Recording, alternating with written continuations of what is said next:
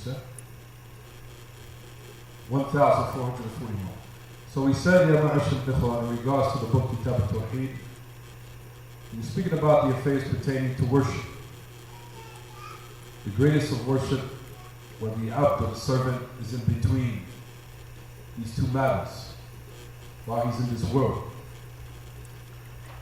Notice that all these matters we've been speaking about are very important in regards to what you find these days where shaitan allows one, or makes one, or traps one, if you want to say, to falling and being extreme in these affairs. As we talked about last class, the previous classes, we talked about this word called love. This word called love. We talked about the different categories of it. And that love has to be in its proper place. And one cannot transgress the bounds in love. And a lot of people do not know truly what love is. A lot of these days that we live in, a lot of us think abuse is love. And they think that's how you truly show love, or how you receive it. And we also spoke about the affair of love in regards to worship. We talk about the proper way, the proper definition, and the proper categories of love. Because a lot of people truly do not know how to prioritize or organize these affairs. That's the reason why we discuss its details and we put it in its proper place. Alhamdulillah, we finished the affair of love. Then we talked about the affair of what? After love, we covered what? Khawf. We talked about fear. And how fear is also an affair of worship, where everything also has to be put in its proper place. Because shaitan is the shaitan, Iblis, that he comes to all of us, and he wants us to transgress the bounds in all these matters, whether it be love or whether it be fear, and not putting these matters in its proper place. For very khawf, as we talked about, was another affair of worship, where one has to know how to properly have fear, and who to fear, and what to fear, and what is permissible. And fear also, brothers and sisters, has its boundaries. Talking about the affair of worship, we discussed that the affair of khawf, which is the first category, which is called khawf al-ibadah or khawf al-sir, the fear, or the secret fear, which is called the fear of worship. It's only for Allah, of course. Then we also talked about, for example, the fear of saying the truth, the fear of fearing the creation until one does not convey the truth as it should be conveyed, meaning in its clearest manner and in a manner that's considered pleasing to Allah. You'll find that a lot of people out there who call to Allah, who say that they're so-called callers of Islam, but however they're not conveying it in a manner that pleases Allah, where they're not conveying it in a clear form or a clear manner, or they compromise. What's the reason? Out of fear. Fear of what? Fear that the creation might harm them, or fear that the creation might vilify them, or speak badly about them, because that individual put fear of the creation over the fear of the law. So as a result of it, what happened? They watered down the truth, or they compromised certain affairs or religious affairs, or they remain silent for what is the most vital, important matters that the people need to rectify themselves.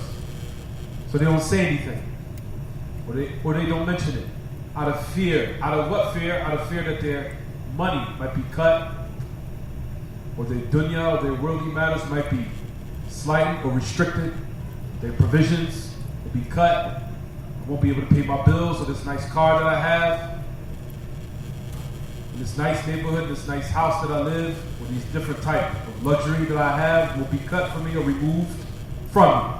So as a result of it, they say of what pleases the people, so called, but is displeasing to Allah, because they did not start or embark upon the true methodology in rectifying the people by following the blueprint that Allah laid down as a matter or way to rectify the people, and as the blueprint of the prophets and the messengers.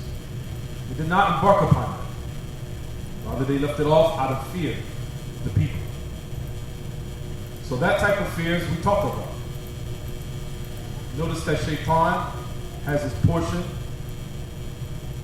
of every affair of worship in which he tries to deceive mankind in order to trick him or her into falling into something that's displeasing to Allah, where they have not applied none of these matters properly, whether it be of love, whether it be of fear. And we talked about the permissible fear. We said there's a fear that's permissible, which is the natural fear. The fear from a ferocious lion, the fear, for example, of seeing something that might have scared you. There's nothing wrong with that. That's the natural fear.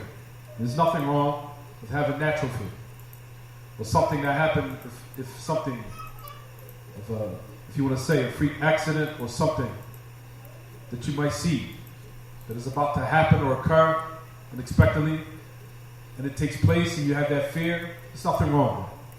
That's the natural fear of human beings that everyone has. Something happens to someone, something unexpectedly happens, or all of a sudden, you have that natural fear. We said there's nothing wrong with it. That's not what we're speaking about. We're talking about the fear of worship. When you fear the punishment of Allah, you fear the creation, it's as if that created thing, you made it equivalent or equal to the ability of Allah, what Allah can do. Those affairs, if it's given to other than Allah, as we talked about, then it nullifies itself.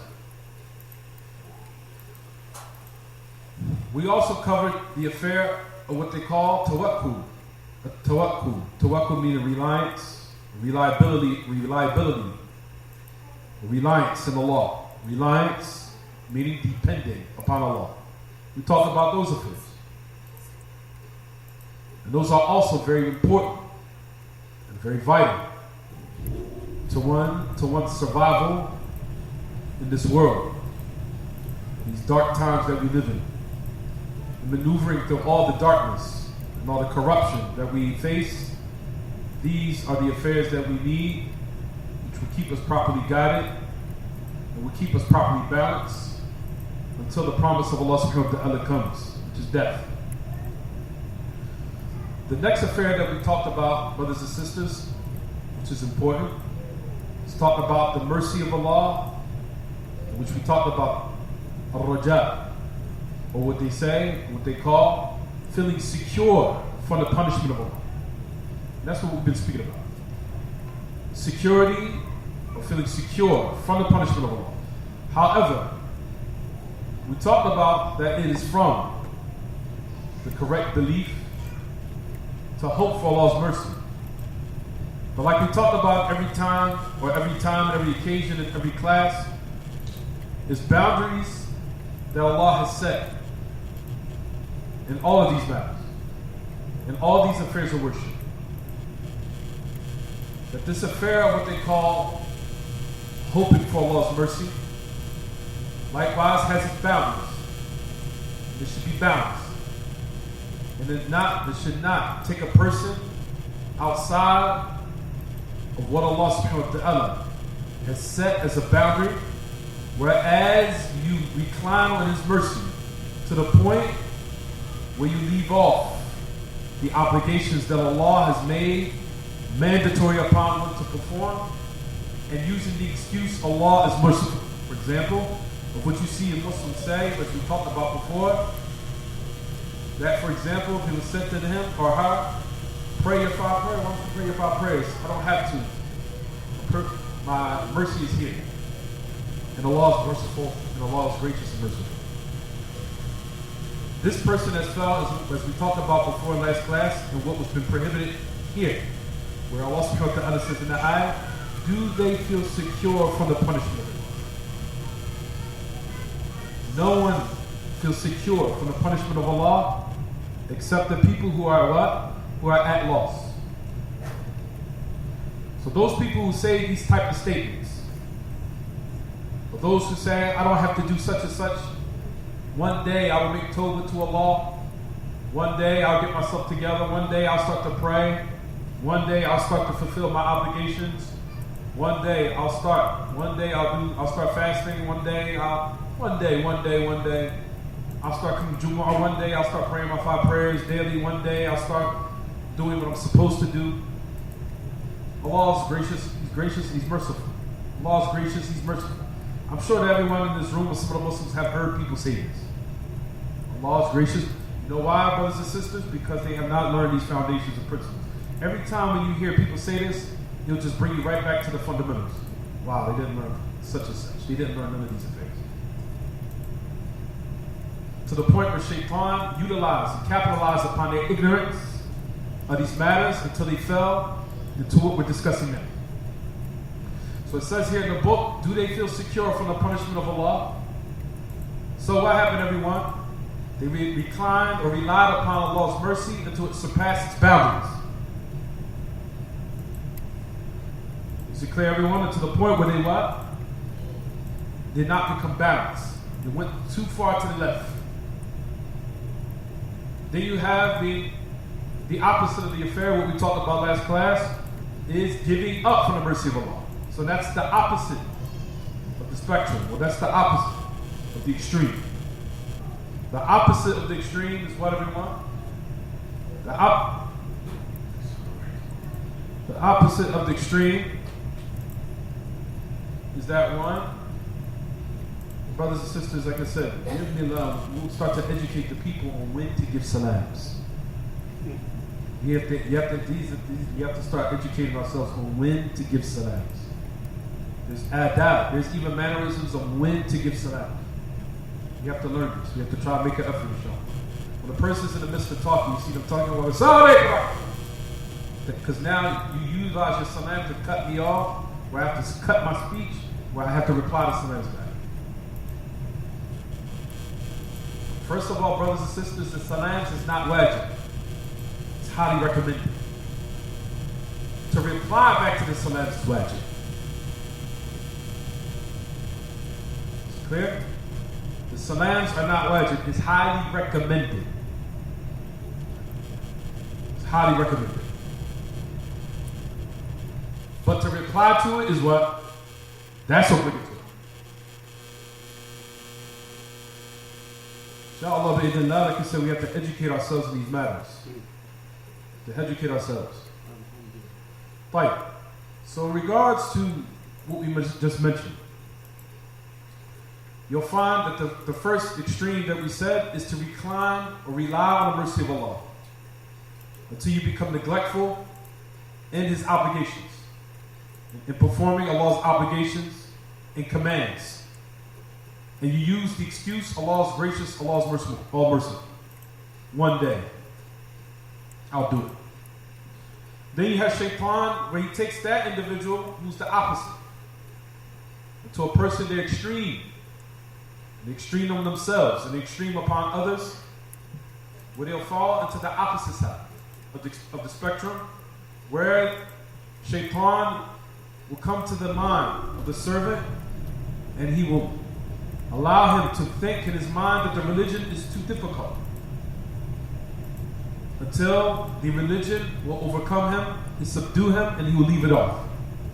And he'll leave off and neglect his duties. That's the reason why we said it's incumbent upon the person to be balanced in all these matters, and to know what are the obligations that are the most important, and to start with those affairs where he prioritizes. Because there's no one that is extreme in the religion except the religion will beat him. And as a result of it, you'll despair from the mercy of Allah and you'll give up. So you fell into another extreme. So you went from one extreme to what? To the next. And this is all what we discussed. So this is just the glimpse or the introduction, or rather if you want to say, the summary of what we've been covering for the past month. But now we continue in the text. If you look, everyone, we talked about the story of what happened with Prophet Ibrahim. عليه وعلى نبينا أفضل الصلاة وأتم التسليم. As we talked about here in this text, we completed the ayah, which is in Surah Al-Hijr, ayah number 56. Allah subhanahu wa ta'ala talks about the angels. When the angels came to Prophet Ibrahim, Khalil Rahman, Abu al-Anbiya, and the angels had came to him at a state where he was older. Came to Prophet Ibrahim, likewise, what happened with Yaqub, and also what happened to Ayub, where they were in those severe circumstances. As both of them, or all of these prophets and messengers, were tested severely. Especially the story of Prophet Ayub, I'm sure some people are familiar with. Until his body became completely covered with scabs. And to the point where the sickness that he had even affected almost, like we said, it affected his body and his entire physicality. And not only that, he was expelled out of his own city. They kicked him out. So he had scabs all over his body that covered his body. Prophet Ayub, alayhi salatu wassalam. And his people of his town, the village, even threw him out because they didn't want to get affected. And the only one who stood by him was his wife. To the point his body became affected where he couldn't even work. He couldn't even work anymore. He couldn't do any physical labor. And the only one that did work, physical labor, was his wife. The affair became so bad to the point, like we said, what happened with Prophet Ayub, where he couldn't work anymore. That's how the sickness became so severe to this point. And it was so bad to the point where his wife had to work, and to the point where she had to cut her hair just to make money and make ends meet. So it's to let you know how the prophets and the messengers were all tested.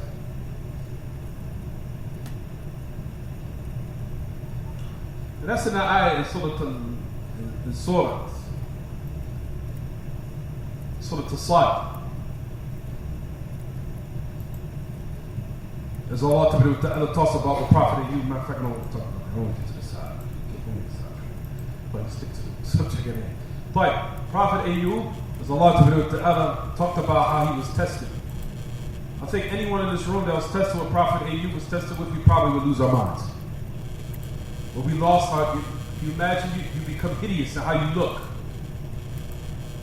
You imagine that? You become hideous in how you look, in your face. And your whole body becomes hideous. And not only that, you become affected to the sickness where even the people in your own city kick you out because they don't want to be affected. Not only that, Prophet Ayub at one time, they said before it happened, he had wealth. He lost all of it. He said he was in a good circumstance, in a good state, even in his financial. His financial state was good. He lost all of it. He became hideous in how he looked. His body became covered in scabs, and mange, and scabs. And everyone abandoned him. And he was exiled out of the city. Out of fear that he would what? Out of fear that that his sickness that he had would spread and everyone would what? Be affected. But they kicked him out. Then on top of that, like you said, it became so bad to the point where he couldn't do any more physical labor. So he couldn't support his family. So the only one that was left was his wife. That was it. And the financial situation became so bad to the point where she even had to cut her own hair and sell it just to make ends meet. until that's when Prophet Ayyub alayhi salatu wasalam had raised his hands to Allah subhanahu wa ta'ala and cried out in that dua. And that's what Allah subhanahu wa ta'ala talked about in his book of Surah As-Sad. He says, إِنِّي مَسَنِيَ الشَّيْطَانُ بِنُصْبِ وَعَذَابٍ أُرْكُضْ بِرِجْلِكَ هَذَا مُغْتَسِلٌ وَبَارِدٌ وَشَرَابٌ. As it says in that ayah, Surah As-Sad. He said, verily the shaitan has touched me بِنُصْبٍ وَعَذَابٍ.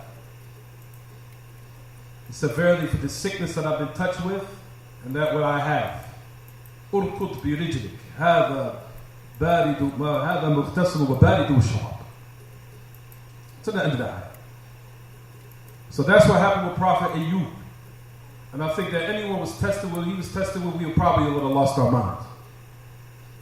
We probably would have put, some people were so weak in their iman, he probably would have committed suicide. You lost your money, you lost your wealth, you're hideous to look at, you lost your physical count, your physical strength. To the end of it. You understand, everyone? So these are the affairs in which all the prophets and the messengers, what is it in these situations that allowed them to survive in these very severe circumstances? What allowed them to survive, everyone? Except what we're studying right now. This is what they have relied upon, their belief. This is what they had to survive.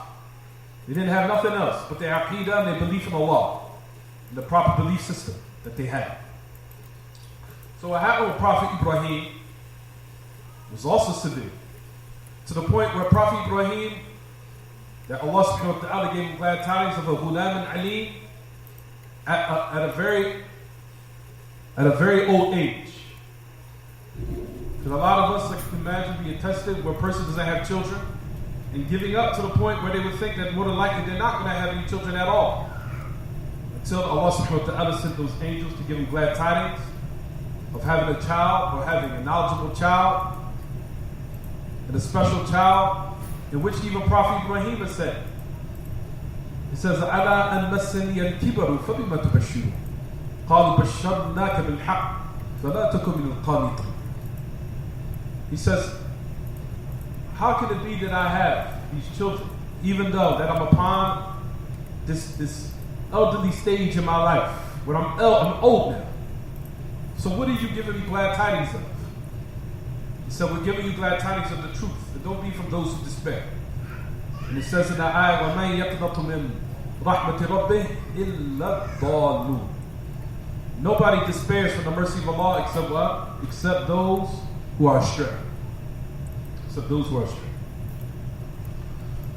So the ayat in the book of Allah, that the prophets and the messengers never despaired from Allah and His mercy, no matter how severe the circumstance was, and how severe, far off, that one would think that the mercy of Allah subhanahu wa ta'ala will come. And as Allah subhanahu wa ta'ala had mentioned in His book, as it comes in the authentic sunnah, as it comes in the authentic sunnah, as we'll talk about that in a minute. The authentic sunnah, the message of Allah alayhi salatu wasalam, that do not be from those who despair from His mercy, because those who despair from His mercy, give up from it, they are astray. They are dhalun. Dhalun meaning that they are at loss. At loss of what, everyone? They're lost, void of guidance. Not guided, misguided. We're going to talk about this reason. A person would say, how is this considered misguidance? That one give up and despair from the mercy of Allah. Why is it considered misguidance? Why? We'll discuss that in a minute. Because we know all the ayats in the book of Allah, even though we recite it, but like you said, brothers and sisters, as I said in many classes, these affairs are the most easiest to understand, they are the hardest to apply. These affairs are the easiest to understand as we study now, these affairs. But when Allah subhanahu wa ta'ala tests us in our lives, then we see a different person. These affairs are extremely hard to apply.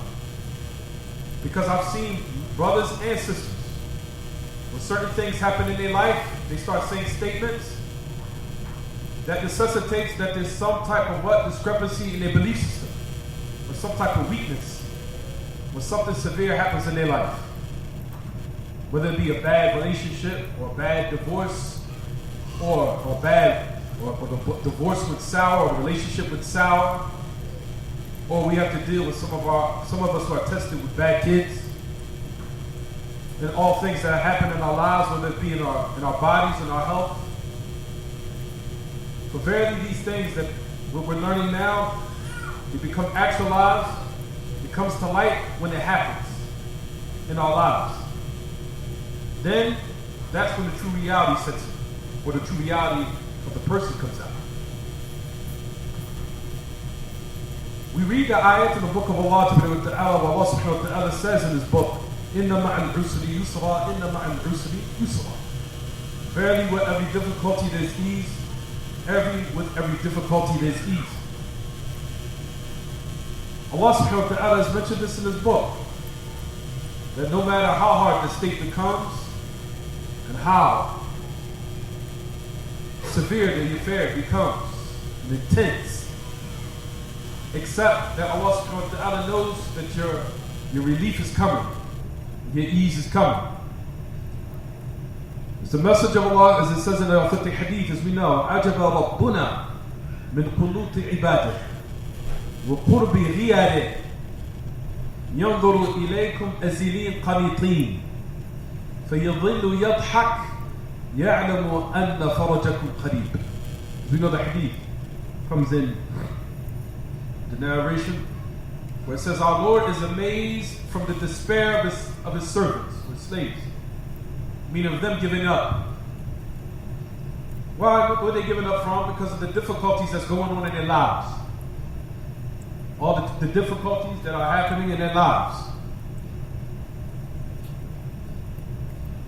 And all the severe circumstances that are taking place all around them, whether it be specifically in their life or outside in their surroundings, of all the chaos.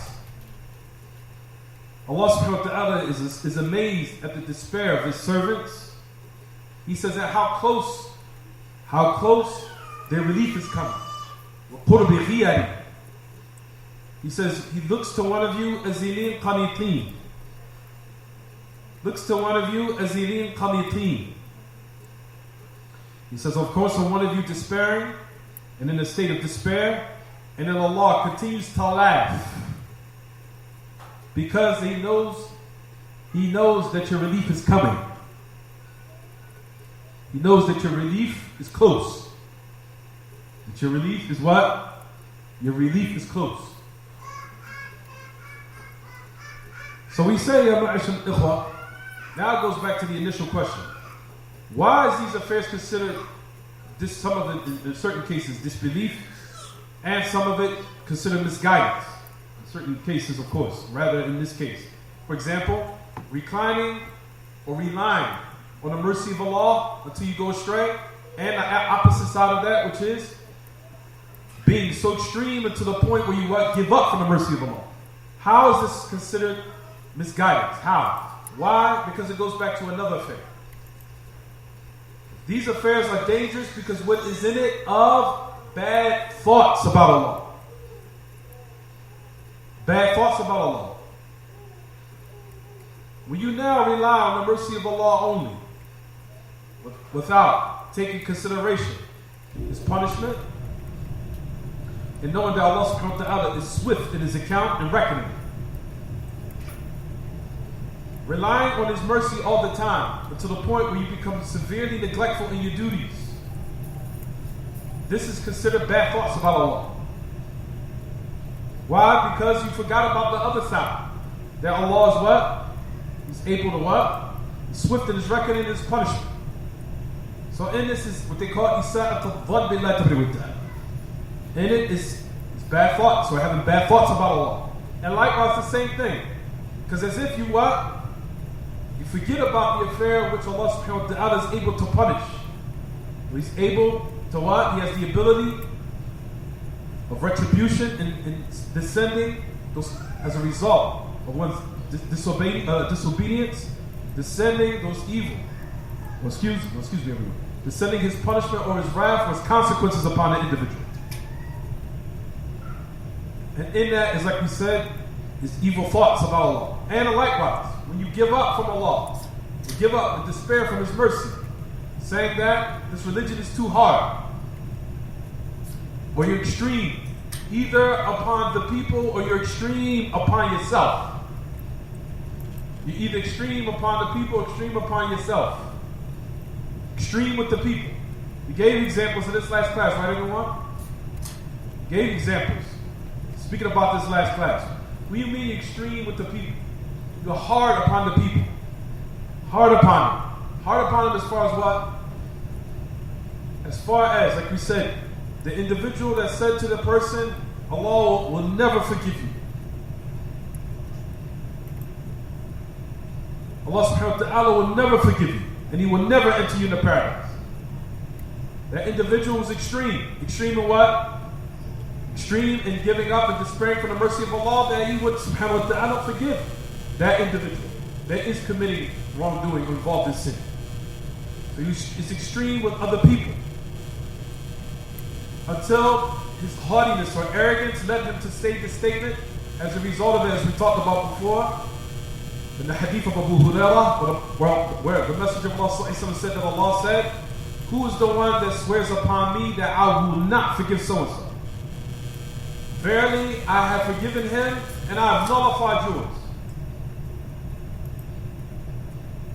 I have forgiven him and I have nullified yours. Notice that this individual was what? He was hard upon the people, harsh. Harsh upon the people, extreme with the people, hard upon them. Very, very hard, to the point where he said a statement that was absolutely what? Incorrect. Being easy with the people. And knowing when to be, like we said, brothers and sisters, gentle and kind, with good manners. Especially for those who are new to the religion, and new to Salafiyah, and new to the proper methodology. What do you expect for those who come from those deviant masajid? And a lot of them are going to be wearing and covering improperly, because they weren't taught properly. They don't know, because they did not teach them properly. Those deviant masajid did not educate them properly. When do you know from the deviant masajid, from the Ikhwani masajid, to be teaching these affairs in Kitaab At-Tawheed, how we teach it? None. Zero. So they're going to come with affairs that you're going to be surprised. Like, you didn't know that? Of course they didn't know that. They weren't taught properly. So it takes patience. You come to the masjid, you treat them very kindly. You don't roll your eyes, suck your teeth. You don't start to belittle them and then start saying statements that make some in their mind think they're stupid. Man, you don't know that? What's wrong with you? Man, how long you been Muslim? 10 years? You don't know that yet? Why you gotta talk to the person like that? He was going to another masjid. He was going to a Ikhwani masjid, a Sufi masjid. They're not teaching the people properly, so they don't know. They come in here. They come in here to find out the truth. They expect them to be treated in a certain way. The Sufis not got properly guided, and the Ikhwanis are not teaching them properly either. So that's the reason why they come in here. So you have to be patient. Take them by the hand, you don't know, no problem. This is how you do it. You understand? You don't start saying statements that starts to demean and look down upon the individual. Man, how you didn't know that? You've been Muslim for 10 years. You see you've been Muslim, you look like that? You don't know it's upon you to grow your beard? You don't talk to people like that. You know they're supposed to grow their beard. We're supposed to convey it in a manner that is what? That they will be able to receive and accept the information. Understand? Growing the beard is the truth. That's the haq, no doubt. We're trying to get them there. There's a way you have to get them there. And a way how you say it, how you do it. We want them to grow the beard. We want them to put their hands above their ankles. We want them, this is the haq. Nobody's rejecting it. But how you call to it is just how Allah subhanahu wa ta'ala said, Ud'u ila sabili rabbikum bil hikmah wal maw'idatil hasanah wajadilhum billati hiya ahsan. To call to the way of your Lord with wisdom and good exhortation. Good exhortation. You understand, everyone? And like I told, and I keep emphasizing this, the more that you're hard upon the people, Allah will be hard upon you. And I've never seen people that were so hard against people and that was so offensive in how they say things, and how they treat it, their people, except I've seen them always becoming tested in their religion. Allah starts testing them in their religion. So harsh and rude until they became tested. It became extreme. Extreme until the point where what? They fell into this. What is? Despair from the mercy of Allah. As a result of it, you what? You regress in your religion. Then when you regress, you went from one extreme to the next extreme. Until these same people that were so hard upon everyone, what they're doing and what they were so called trying to correct the people upon, they start falling into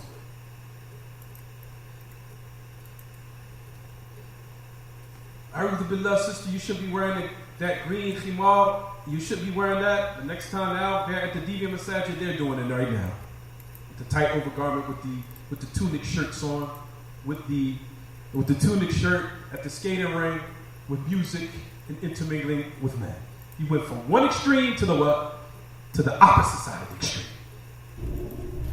No stability in the religion. Went from being so hard upon people to now you're on the opposite side of doing something else today. Now you're in the skating rink with what? With music. With the tunic shirt on and the tights. With the makeup on. What happened? What happened? I don't know. What happened? Understand, everyone? That's the reason why we say these affairs be very, very what? Be easy with the people and how you deliver the message. Being hopeful for the people. And also, like we said, being in the middle course with yourself. Starting with the most important and vital of the affairs in your religion, especially when you come to the truth, which is talking about these affairs. It was connected with Aqeedah Salafiyya and talking about the affairs of the Ibadah, which is the Arkan, and those affairs that's going to rectify your worship. Those affairs you easily, gradually teach the people. Once they gain knowledge of Allah, they're going to leave off the music. Once they gain knowledge of Allah, they're going to leave off having a girlfriend. Once they gain knowledge of Allah, they're going to leave off the riba. Once they gain knowledge of Allah, they're going to leave off the music. Once they gain knowledge of Allah, they're going to grow their beard. Once they gain knowledge of Allah, they're going to start wearing jilbab and wearing niqab, and everything will start falling to its place because they gain the most vital thing that's going to give them stability in their religion to get them where they need to be. Is it clear, everyone? Those people, like we said, they never talked about these affairs. You will always find they never have stability in their religion. They always waver, either from being too extreme or to what? Too lax. And they jump back and forth. Back and forth. First then they go back to the club, then they'll make tawbah, then come right back to being extreme again. Then they'll be extreme again, and they'll go back for a few, 2 years, 5, 10 years, then a couple of years, after a period of time, being too what? Lax again. No stability. Then you ask them, what happened? Did you learn your proper Aqeedah? Oh, I don't have time for Aqeedah. I don't have time for Kitaab At-Tawheed. I don't have time for the Salat. Hey, that's the reason why you're waiting.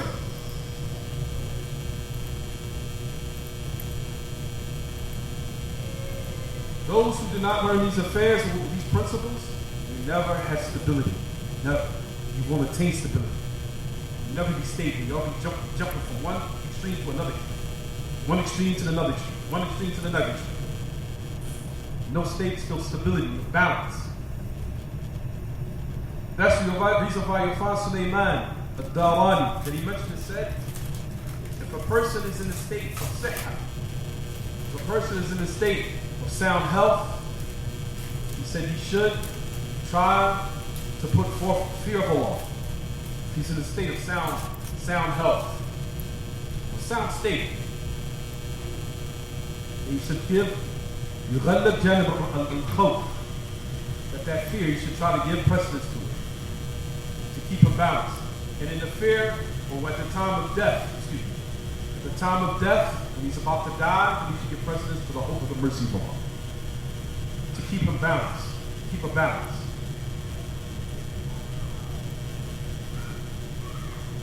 For that balance that one needs, like we said, this is how he will attain it. Always stay in the middle. Not to let one override the what? Not let one override the other. Not let one side that does not override what? The other side. As we talked about last class, we talked about the affair of worshiping Allah with fear only is incorrect. Likewise, one should not worship Allah with only what? Hope, and that's it.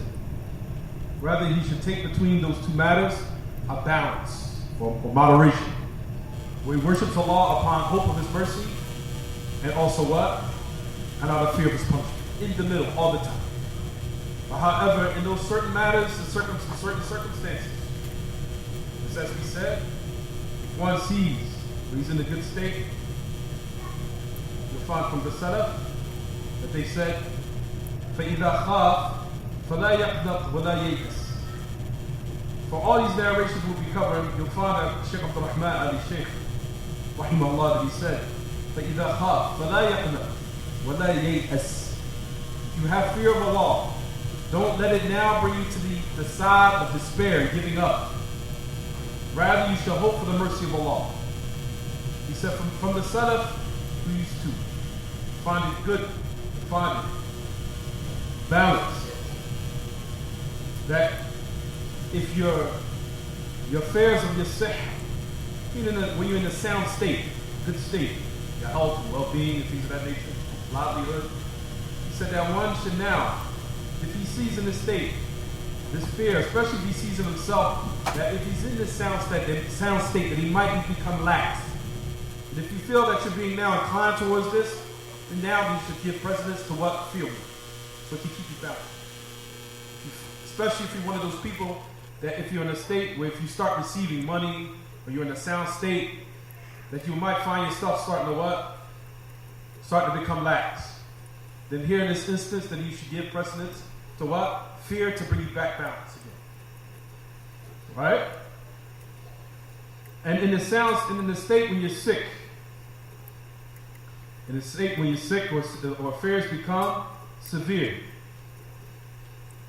and if you feel inclination that you might start giving up, you start losing hope, and you start to become stressed to the point you want to give up, then you give precedence to what now, everyone? The hope of Allah, to bring you back to what? To that balance again. That's the reason why it says Sulaiman al-Darani, and other than that from the Salaf, said this exact thing. He said, وَفِي يَنْبَغِي لِلْقَلْبِ أَنْ يَكُونَ الْغَالِبُ عَلَيْهِ الْخَوْفِ فَإِذَا غَلَبَ الرَّجَاءُ الْخَوْفَ فَسَدَ الْقَلْبِ. This is exactly what he's saying. I just want to summarize.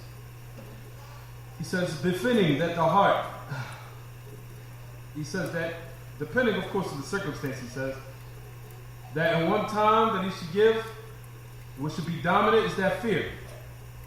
In certain cases, of course, because if fear now takes precedence in certain circumstances and it overrides it until he becomes extreme in it, he says it will what? Corrupt his heart. And likewise the opposite.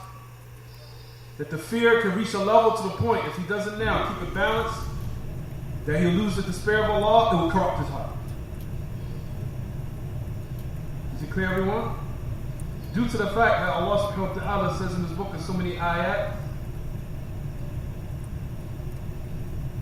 that Allah subhanahu wa ta'ala mentions ayats that's pertaining to fear and hope. There's so many ayats that can be counted in the book of Allah. So many. There's a lot of them.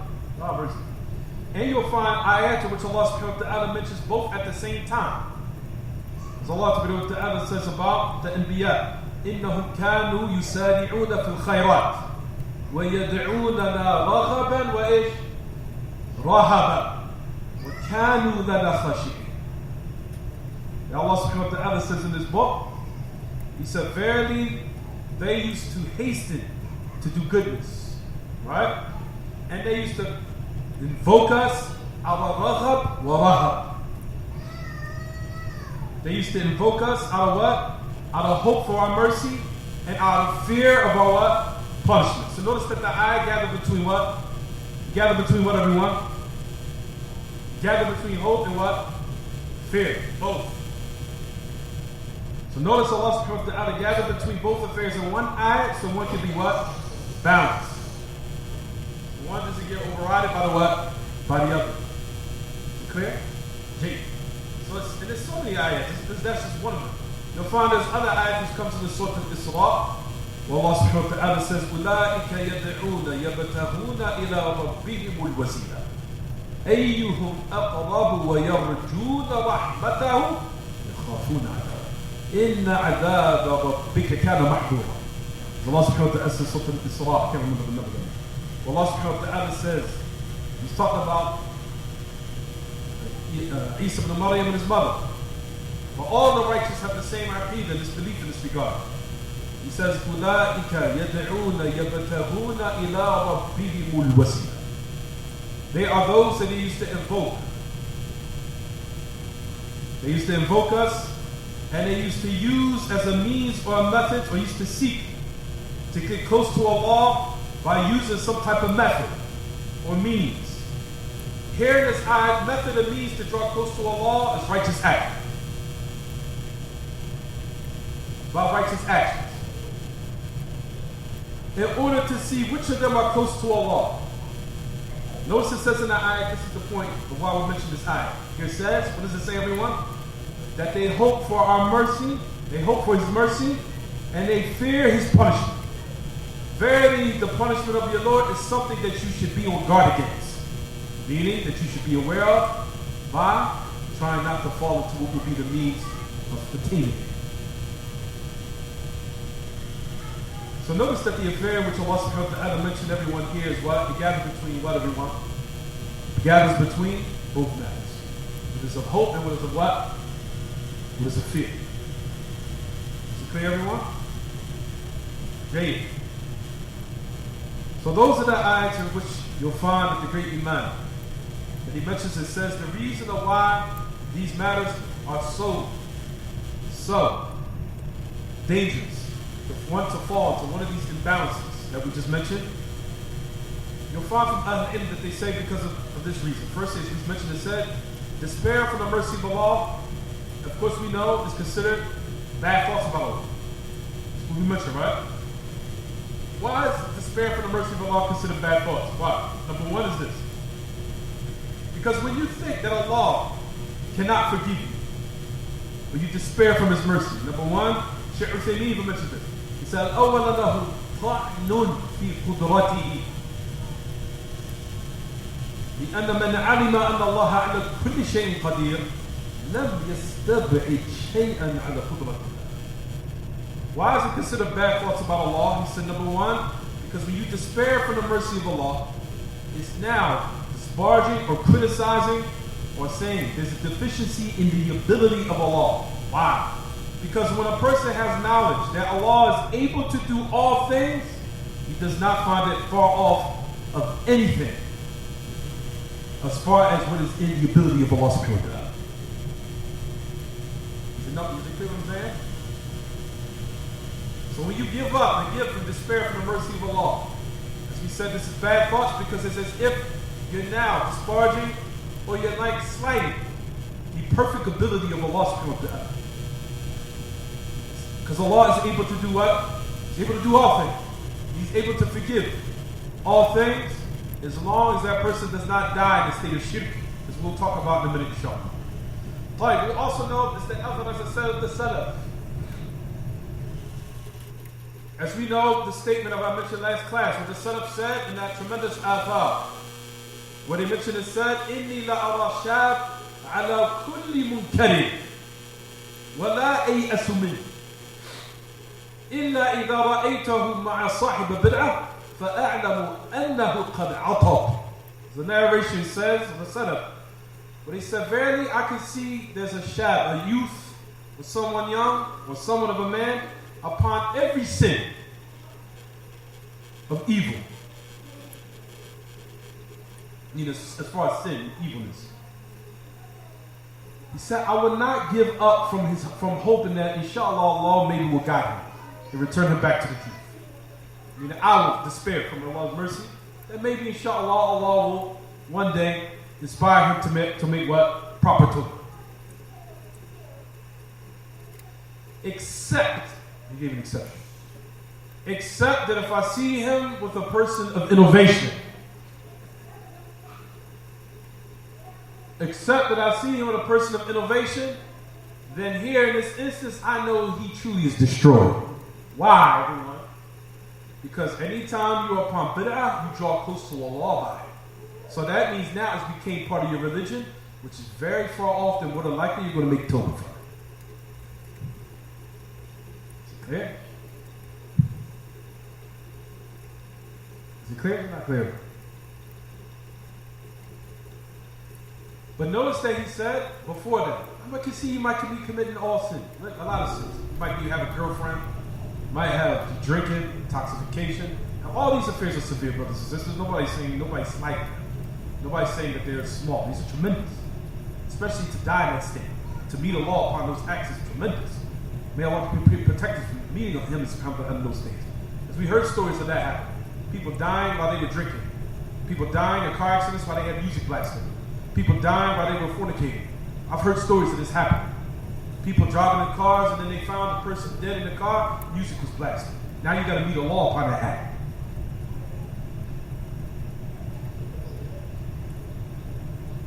You understand, everyone? No one wants to die meeting Allah upon an evil act. Meeting Allah and you were on top of a woman you shouldn't have been on top of. Or in the car with a woman you shouldn't have been in the car with. Or walking around. That's how we need to look at these affairs. When you go on a date with a girl, hey, I could die right now. And how am I going to meet Allah? And I met Allah and I'm right next to a woman that's not even my wife. That's how we got to look at these affairs to get ourselves together, brothers and sisters. Because Shaitan makes us heathens, makes us dumb. And like we know, sins will make you stupid. It will make you totally stupid. As I said, I've seen it, I've heard it, and you'll be thinking, wow, how a person's intelligence and sound intelligence can be removed from sins. Things that you would think is a no-brainer.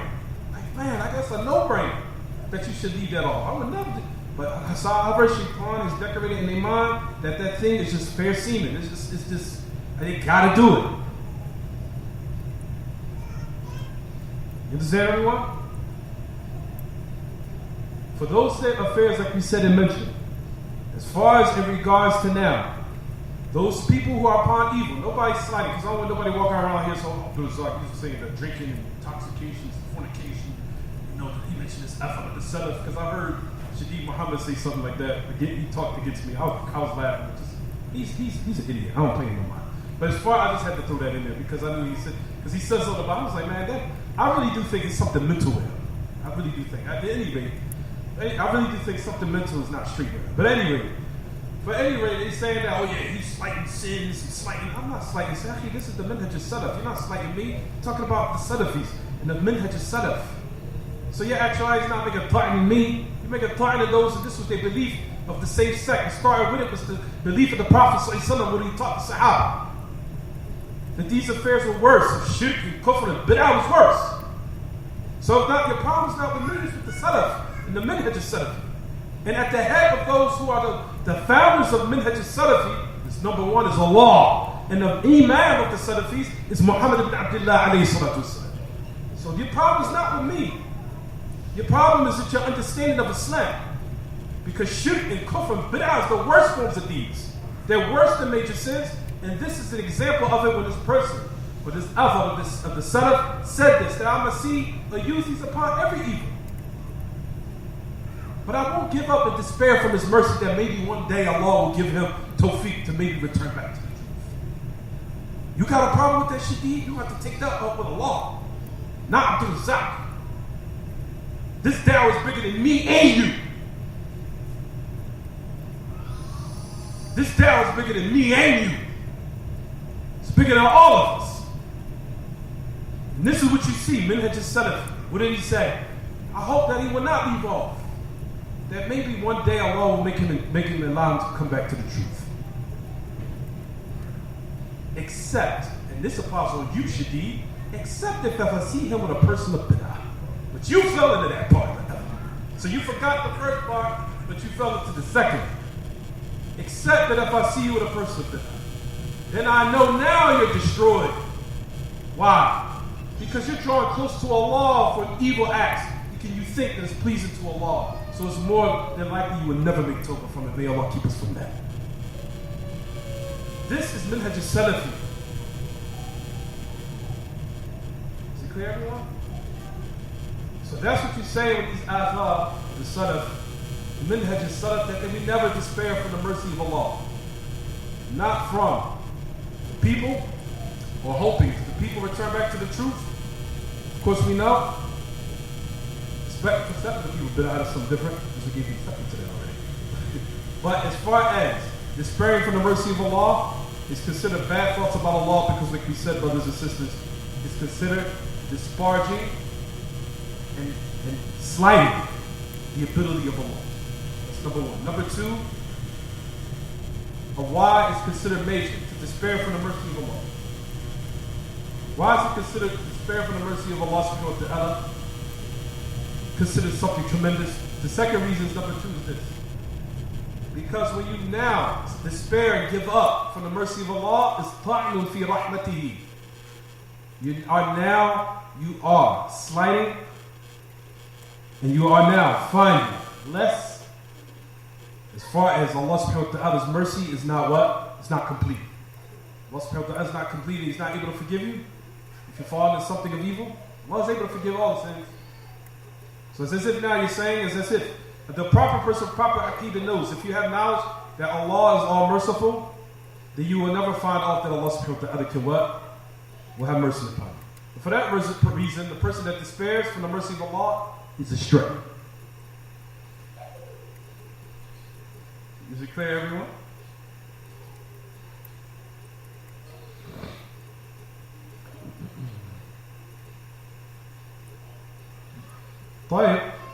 So these are the affairs and what we talked about when you thought it Abdullah. Well, that was what we finished upon. We finished this. We finished that. Let's move to the next one. The authority Ibn Abbas. Read the next one for me. Next other Qurban. The other Ibn Abbas.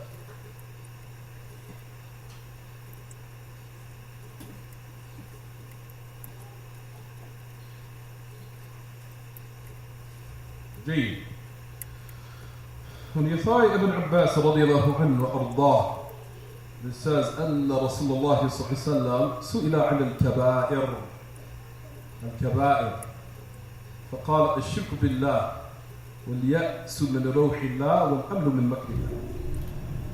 It's asked the Messenger of Allah alayhi salatu wasalam, it was asked about the greatest destructive of sins. Somebody share with my son.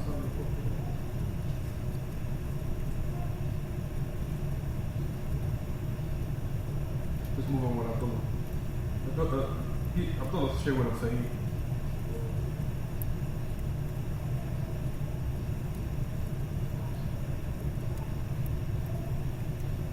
Just show where we are, because I don't think you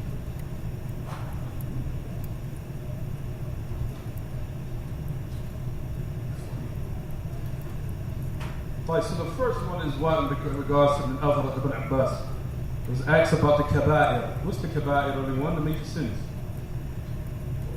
The major sins. Like, we know that sins, that it breaks down to two types. All sins are not equal. There are different levels and there are different magnitudes. There are different levels, as we know. The word kaba'ir is the plural of kabira, which means major sin. Means what, everyone? Major sin.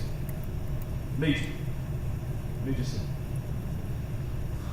When the Messenger of Allah was asked about the kaba'ir meaning the sins that are considered the greatest with Allah. We know the Messenger of Allah was asked this in a lot of narrations and was considered the greatest of sins or the most destructive of sins. We know those narrations. This is an example of what we're reading right now. Understand, everyone? What the Messenger of Allah is mentioning here. So, notice that the Messenger of Allah asked about this word kaba'ir, major sins. Notice there was never an answer or reply in these narrations where the Messenger of Allah said, for example, all of them are the same. Don't say that there's major ones and there's minor ones. No. You'll never find it. You'll find that the Messenger of Allah is asking about sins that are called kaba'ir. And the affair returns back, number one, to the book of Allah. Where Allah subhanahu wa ta'ala mentions in His book, even Allah Himself, you'll find, categorizes and breaks down sins into two. You'll find in the book of Allah subhanahu wa ta'ala where Allah says, إِن تَجْتَنِبُوا كَبَائِرَ الْإِثْمِ وَالْفَوَاحِشَ إِلَّا اللَّمَمْ. There's one ayah Allah subhanahu wa ta'ala says, if you refrain or abstain from the major sins and the fawahish and the abominable acts with the private part, except the lamam, except the minor ones. So Allah subhanahu wa ta'ala, you find that He meant, Allah subhanahu wa ta'ala Himself has said, there's what? There's major sins and then what? The minor. There's another ayah where Allah subhanahu wa ta'ala says in His book, إِن تَجْتَنِبُوا كَبَائِرَ مَا تُنْهَوْنَ عَنْهُ نُكَفِّرْ عَنْكُمْ سَيِّئَاتِكُمْ. If you refrain from the major sins of what you've been prohibited, we will remit from you the evil actions. So Allah said, the major ones, if you abstain from the major ones, what we prohibit you, we will remit from you the evil actions that are what? Considered the minor ones. Why? Because the major ones need something else in order for you to repair the damage. Understand, everyone? For the major sins, it needs something specific to repair the major damage. But the minor sins, if a person avoids the major ones, then Allah subhanahu wa ta'ala, as a remittance of the minor ones, if you say for the major ones, the minor ones are remitted from the righteous action. But the minor ones are remitted from one not consistently doing it, as far as the minor. As you'll find that the Salaf used to say, لا كبيرة مع الاستغفار ولا صغيرة مع الإصرار. As they used to say, the statement as we know, that there is no major sin with truly seeking repentance or forgiveness.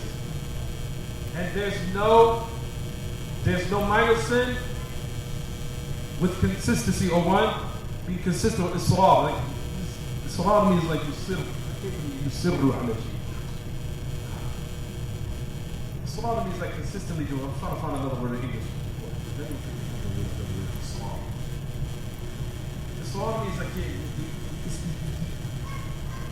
not habit, it's not habit. Yes, you can just say habitually. Yeah, you could use that for this lack of better words right now. There was another word I was looking for. Constant, consistent, habitually. There's another word I was looking for. Anyway, the statement of the Salaf says that kabira ma'a al-istighfar wa la saghira ma'a al-israr. Ma'a al-israr. Ma'a al-ilhah. There's no major sin without properly seeking forgiveness, tawbah, and there's no minor sin with the one that now leaves off what? Habitually doing it, or one that constantly keeps doing it. Meaning, one should not continue to do the major sins, because if you continue to do it, it will become major. The minor sins will eventually become what? Major. And those are the ones you need to really worry about, because usually people are lax in those matters. Understand, everyone? And we know the hadith of Aisha, where the Prophet ﷺ said, where he said, Iyaki wa muhaqqirat al-dhunub. Wa muhaqqarat al-dhunub. He says, I warn you of the sins that people find to be what? Small. It's not, it's insignificant, it's major, it's small. It's a small one. Not that big of a deal. He said, Iyaki wa muhaqqarat al-dhunub. For verily they will be what? Asked and questioned with Allah. And in another narration we know, it can become compounded upon one upon another until it becomes what? From the awa'im, from the kaba'ir, from the major. At any rate, just to sum up everything, brothers and sisters, that the major sins, or that sins are of different magnitudes. You have major and you have what? Minor. What's the dalil? The dalil is in the book of Allah. Allah Himself has said that they are major and they are what? Minor. Allah Himself in His book, Surah Al-Najm, and also Surah Al-Nisa. Surah Al-Najm in ayah number 32. Surah Al-Nisa in ayah number 31. And not all sins are the same. It's the reason why I'm saying it. Because you'll find there are people out there that will try to utilize this, to capitalize, to say, you know better than me, you sin too. How would you refute it? Easy. Say, first of all, if you was to learn your religion properly, you would know that all sins are what? Different levels. Understand? So you utilizing to throw back at me to say, oh, everyone sins, nobody's perfect, to try to justify to do what you're doing is what? It's incorrect. Because not all sins are what? On the same level.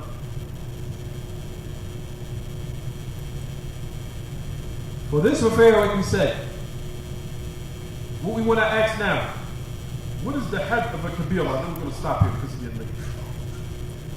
What is the actual? Some consider sins to be counted, meaning they made tatabbu', they scrutinized the text of the Kitaab and Sunnah until they were able to count them. From those books is the great Imam Al-Dhahabi.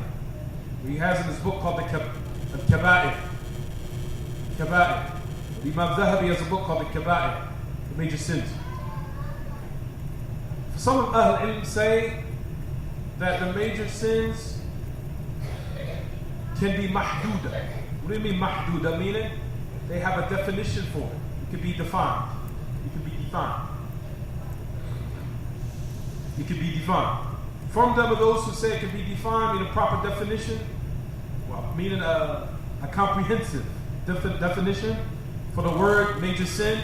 He said this. He said every sin, let's consider for the kaba'ir, he said كُلُّ مَا رُتِّبَ عَلَيْهِ عُقُوبَ خَاصَّةً. Everything that came as a result of it, or the consequence of it, is a specific punishment. Such as, a specific punishment. Whether it be in this world or the hereafter. Whether it be in this world or the hereafter.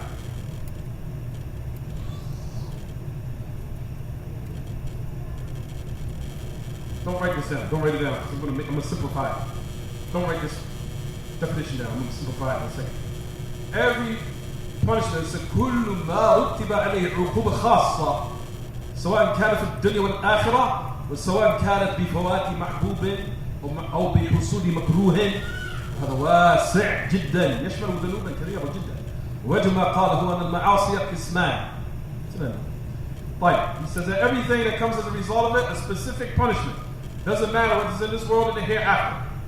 Where they will miss out on something of a reward, of course, or they will be deprived of something, or bihusuli makruh, or something that is considered very disliked, of what a person would hate, meaning as a consequence of punishment.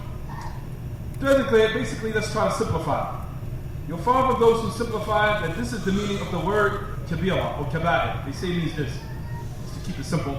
Every sin in which Allah subhanahu wa ta'ala, of course, says that the result of it will be the hellfire, or the curse of Allah, or His wrath, or His punishment, or negation of faith, or negation of faith,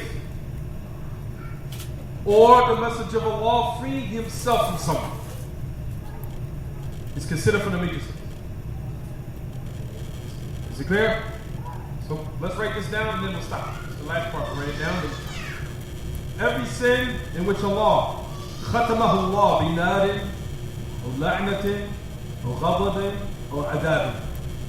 That every sin that Allah said, the result of it, the consequence of it, is the hellfire, the curse of Allah, or His messenger, of course. Now what's protect us from that? بنار أو لعنة أو غضب أو عذاب.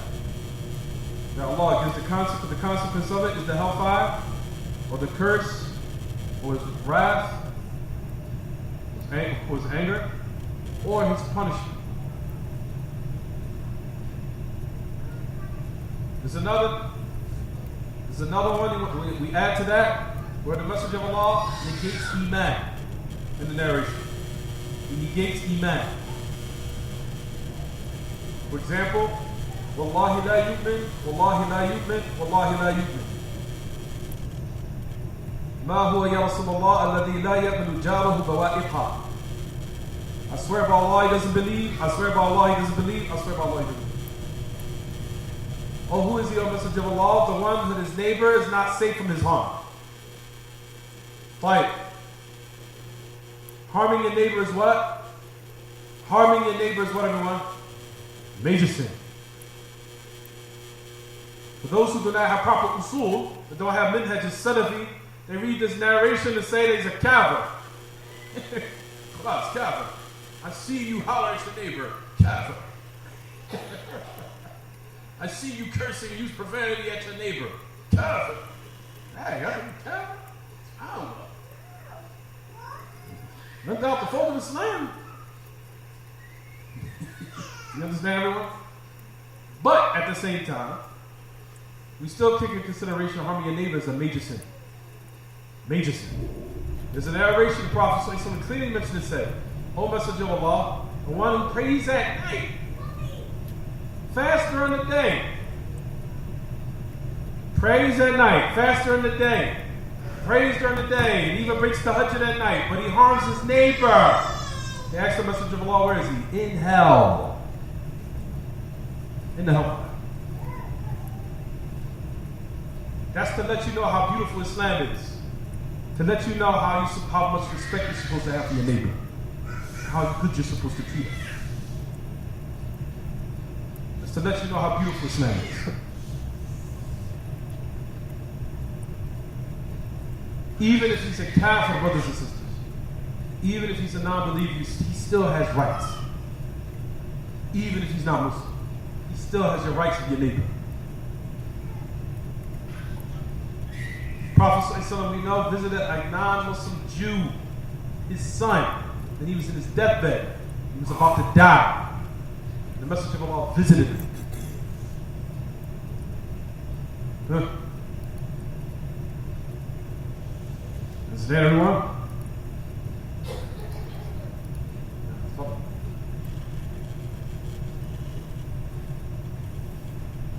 I think he said, Al-Qasim. He said in the narration, he said, Obey Al-Qasim. Do what he said. Which was a narration in which you'll find that the Jew knew that he was the Messenger of Allah. He knew it, 100%. He said to his own son, what? Obey Al-Qasim. Do what he tells you to do. Fine. So, Prophet ﷺ said in the narration, he doesn't believe. The one whose neighbor is not safe from his harm. Fine. Left the fold of Islam? No. But he committed what? Major sin. Kabira from the Kitaab. Kabira from the Kitaab. Fine. So that's an example of negation of faith. Right, everyone? Fine. We know the narration, the Messenger of Allah ﷺ said, he is not from us who does such and such. When the Messenger of Allah freed himself from certain people, if they did certain acts. Whoever cheats, he's not from us. Which is an indication that what? Cheating in what? Major sin. Cheating, major sin. Lying, major sin. Kabira min al-kabair. Jayid? Is it clear, everyone? We have that written down and stop here, inshallah. But like I said, give us about another week. Keep the classes the way they are now. And then we'll start to announce, we'll start changing the time schedules because it's going to start to get late now. So we got to put the classes back a little bit, make them a little bit earlier. Fadal, Rashid.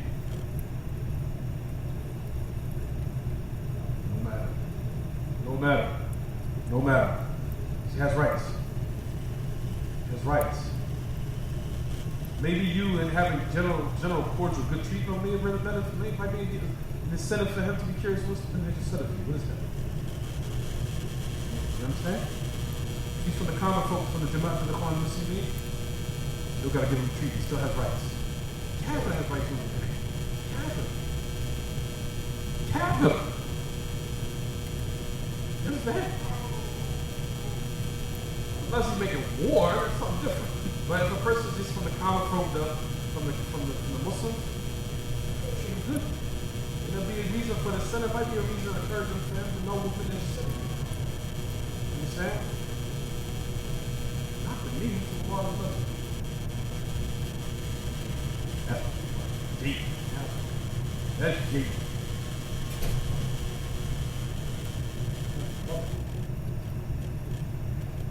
Abdullah? Oh.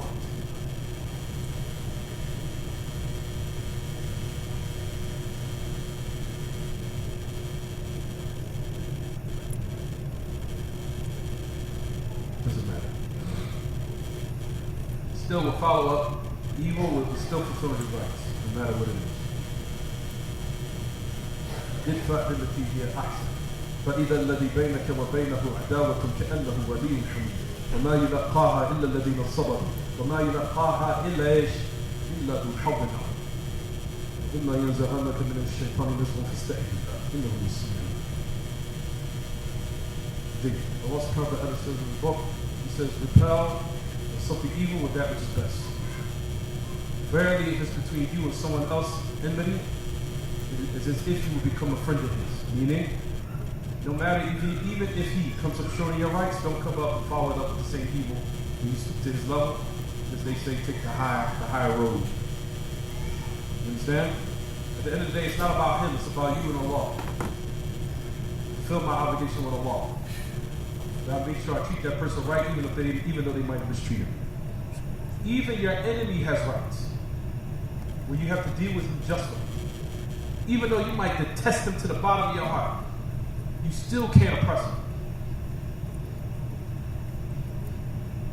That's to show how beautiful this religion is. Even if he's your enemy, you can't oppress him. You can't lie on him. You have to deal with him justly, even though you might dislike him. That's how beautiful this religion is. How beautiful the truth is. And how beautiful Minhaj al-Salafi is.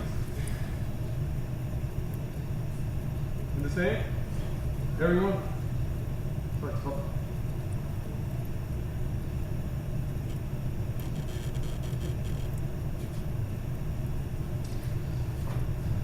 Those narrations in regard, you talking about the, I don't know what you're talking about. The narrations in regards to winter, freeing yourself from the person, the message of Allah, freeing yourself from the person that didn't pray winter. Those narrations are utilized in other narrations that you have to bring forth. Those narrations as far as the sins, those narrations stand alone. The text about winter, there's other texts that, if you was to read it, it takes it out of that ruling of an obligation. For example, the narration of the Prophet said, خمس صلوات كتبهم الله على عباده. The Prophet said, made it clear. 5 prayers that Allah has written and made an obligation upon the people.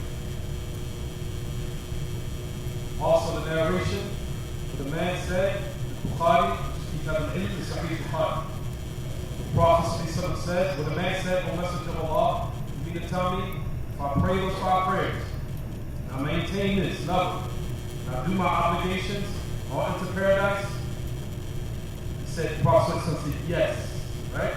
This is the point there where it said, by Allah, I will not increase more than that or less. The Prophet said, and then, he will be successful if he's true. That narration is to let you know clearly said, if I don't what? If I just stick to that 5, if I did more than that, I won't do more or less. What is mentioned? The Prophet says he's victorious if he's true. Alright? Those narrations, you take them and put them inside of wisdom. Now, you get to wisdom now. There's narrations that if you read them, you would think that wisdom is wet. Think they're praying the opera to your bed, right? That's an obligation. From those narrations, the Prophet said, whoever doesn't make witr, he's not. Okay? Or men them use him, and they submit. Whoever doesn't make witr, he's not. But, so we have, if you look at it, we have some conflicting evidence. In actuality, we don't. We don't have conflicting evidence. So after the affair is, we have the text that necessitates the obligation, then we have text that takes it out of its obligation. So then you combine between both. So now, what the Imam says together between these texts. Say that witr is what they call a sunnah mu'akkad. It's a highly recommended sunnah that is almost to the point it's an obligation, but it's not there. But to keep yourself and your religion well guarded, don't leave it off. So it's called a highly emphasized sunnah. You should not leave it off. So, because there is text that from other end of the passage do say that witr is wajib. Yeah. Read it before. We took it to school. cow.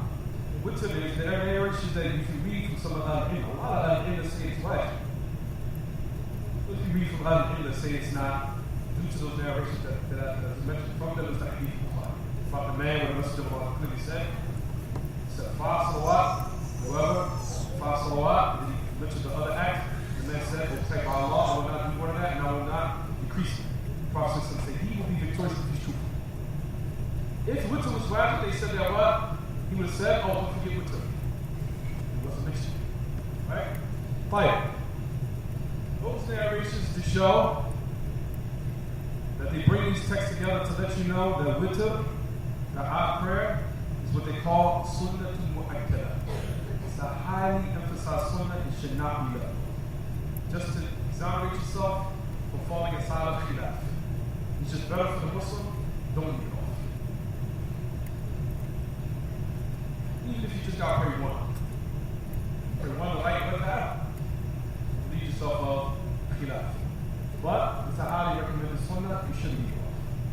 That's what it is. You'll find it in the Shaykh al-Bazir. He said it's a sunnah mu'akkada. It's a highly emphasized sunnah. You'll find there's a lot of statements in the salaf that they call it the jadid.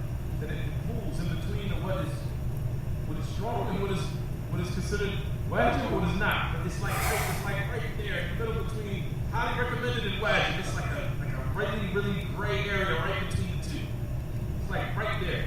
So that's why they say just pray one so you can exonerate yourself from responsibility. You understand, everyone? But the point of why you said okay, leaving all witr is a major sin. Now we don't say that due to the fact that there's other texts that takes it out of his what? Out of his rule.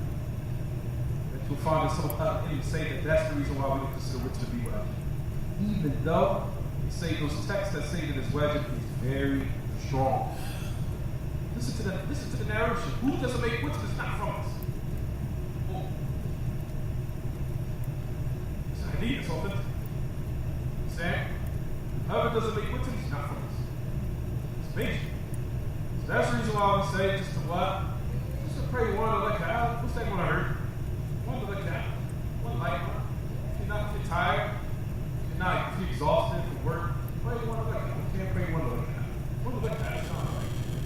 Pray one to rak'ah. 3, 4, 5 minutes. Class. Done. Okay, everyone?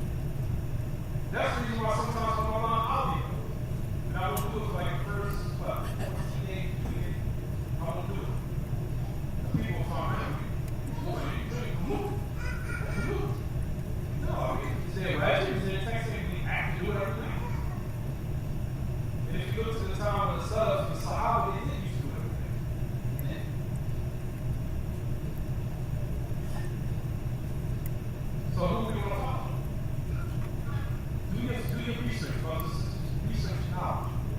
Do your research. You find that the term of concept of Ramadan, it is up to a certain point that's concerned, but not all 30 days of Ramadan.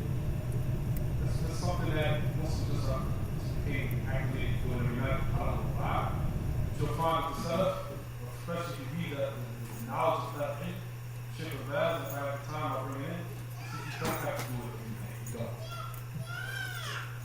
It's just something that has been done so much so that people start thinking it's an obligation to do this. Is it fair? Anything else? Sallallahu Alaihi Wasallam. That's what we say. Knowledge is light, brothers. Knowledge is what? It's light. Sallallahu Alaihi Wasallam.